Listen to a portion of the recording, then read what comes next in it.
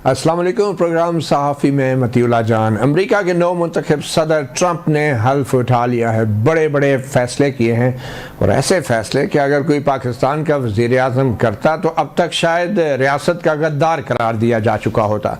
मगर सदर ट्रंप ने अपना सिर्फ ये कि कैपिटल हिल जो रियासत के अलामात हैं उन पे हमला आवर लोगों को सदारती माफ़ी दे दी है, बल्कि जो जाने वाले सदर बाइडन थे उन्होंने तो अपने घर वालों को भी सदारती माफ़ीनामे से नवाज दिया। मगर वहाँ पे कोई ऐसा सवाल नहीं उठा कि आइन से गद्दारी हो गई या रियासत से दुश्मनी हो गई या वहाँ की अमेरिका की सुप्रीम कोर्ट ने कोई सो मोटो नोटिस नहीं लिया, क्योंकि वहाँ पे सदर का मतलब सदर होता है और शायद पाकिस्तान में वज़ीर आज़म का मतलब जो है सिर्फ शायद वज़ीर भी नहीं होता। बहरहाल हम बात करेंगे पाकिस्तान की सियासत के हवाले से। सदर ट्रंप का हवाला तो महज एक बहस को छेड़ने का एक बहाना था। पाकिस्तान की सियासत और अमरीकी सियासत भी आजकल आपस में जुड़ी हुई है और ख़ास तौर पे 20 जनवरी की तारीख पाकिस्तान की अपोजिशन पाकिस्तान तहरीक इंसाफ के लिए बड़ी अहम समझी जा रही थी और शायद हुकूमत समझती है कि उनके लिए भी ये अहम हो सकती है। आज पाकिस्तान की सियासत में एक मस्बत पेशरफ्त ये हुई है कि हुकूमत ने अपोजिशन की तरफ से जो कमीशन बनाने का मुतालबा था और उसकी 7 दिन की डेडलाइन थी, उस हवाले से जवाब देने के लिए 7 दिन के अंदर डेडलाइन को उन्होंने कबूल किया है और सेनेटर इरफान सदीकी ने ये कहा है कि हम 7 दिन के अंदर जो 2 कमीशन बनने हैं 9 मई और 26 नवंबर के हवाले से, उनके हवाले से अपना तफसीली मौक़िफ़ दे देंगे। वो मौक़िफ़ क्या होगा ये तो अब 7 दिन के बाद ही पता चलेगा।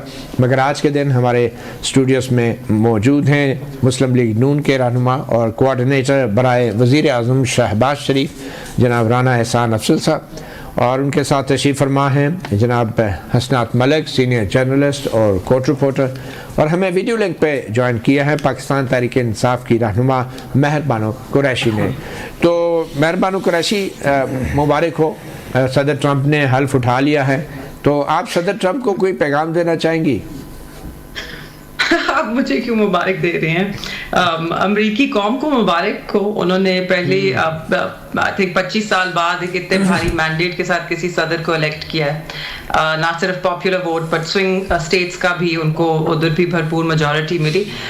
देखिए, हमारा सदर ट्रंप के लिए तो कोई पैगाम नहीं है, मगर बस इतना एक उम्मीद है कि जो बाइडन एडमिनिस्ट्रेशन की फॉरेन पॉलिसी कोताहियां थी उनसे वो अलहदगी इख्तियार करेंगे।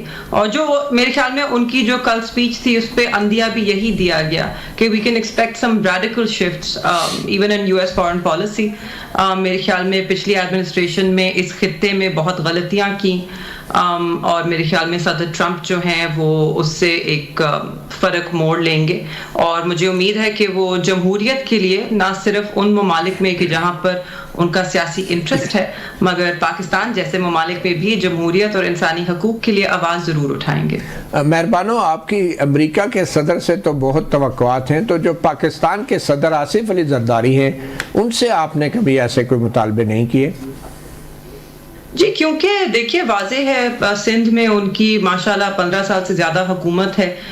यहाँ पर तो आज तक बुनियादी इंसानी हकूक़ लोगों के प्रोटेक्ट नहीं किए गए और हमने देखा कि पिछले साल 1.5-2 सालों में जिस तरह यहाँ पे भी एहतजाज करने वालों के साथ बर्ताव किया गया, तो तवक्कुआत जो हैं वो ज़मीनी हक़ाइक़ को सामने रख के ही रखनी चाहिए। राना एहसान अफजल साहब, आपको भी मुबारक देनी चाहिए सदर ट्रंप के, या आपको नहीं देनी चाहिए? नहीं, बिल्कुल देनी चाहिए। अच्छा, जी, पाकिस्तान अमेरिका, तो आप खैर मुबारक कहें ना। खैर मुबारक। और देखें, मैं समझता हूँ कि पाकिस्तान अमेरिका के जो तल्लुकात हैं, हमारी भरपूर कोशिश होगी कि वो अरूज हासिल करें डोनाल्ड ट्रंप की रजीम के अंदर, और बड़ा पुराना हमारा लिंकेजेस रहे अमेरिका के साथ, हम एक दूसरे को मुख्तलिफ पहलुओं पर सपोर्ट करते रहें। तो बहुत कुछ है, हमारी ट्रेड बहुत एक मैसिव जो ट्रेड का हिस्सा है, एक्सपोर्ट का हिस्सा है, वो अमेरिका के साथ रिलेटेड है। तो हर पहलू के ऊपर काम किया जाएगा और भरपूर आपस में ताल्लुकात को बढ़ाने की कोशिश की जाएगी। अच्छा राना साहब, देखें, अमेरिकी सदर ट्रंप ने जो कैपिटल हिल पे हमला आवर शहरी थे अमेरिकी, उन सबको सदारती माफ़ी दे दी है।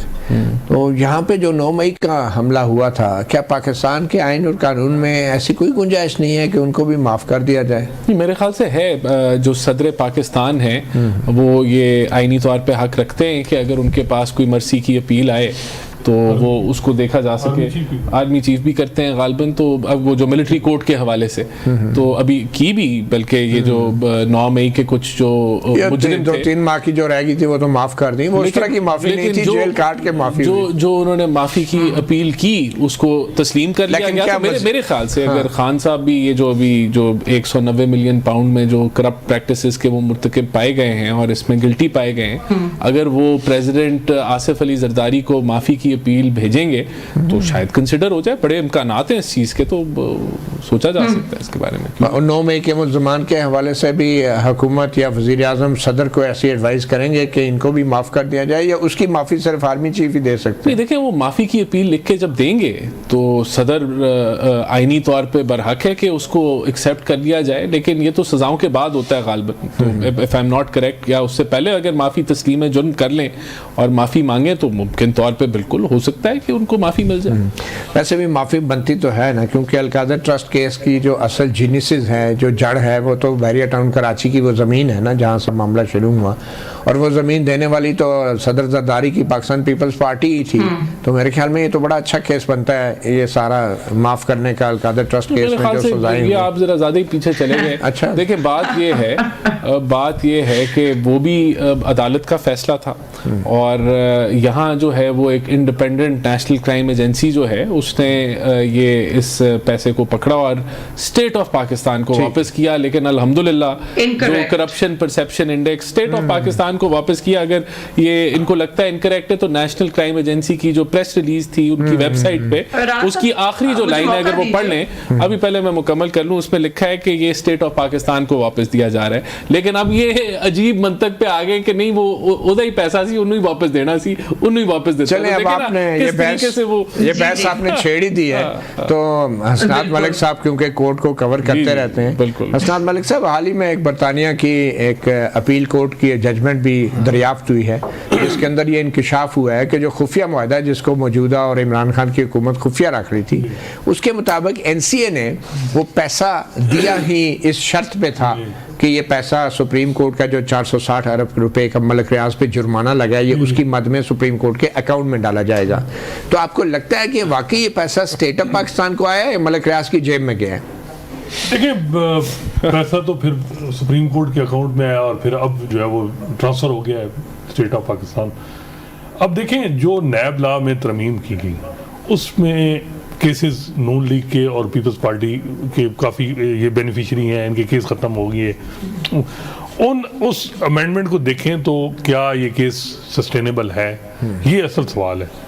तो मेरा ख्याल है कि अगर जो है वो नैब लॉ की अमेंडमेंट के बाद फेक अकाउंट के केस जरदारी साहब के पीपल्स पार्टी ख़त्म होते हैं, शहबाज शरीफ साहब के जो वो केस थे लाहौर में या और फेक अकाउंट उनके भी हवाले से केस थे वो सारे खत्म, तो इमरान खान का केस भी फिर ख़त्म होना चाहिए।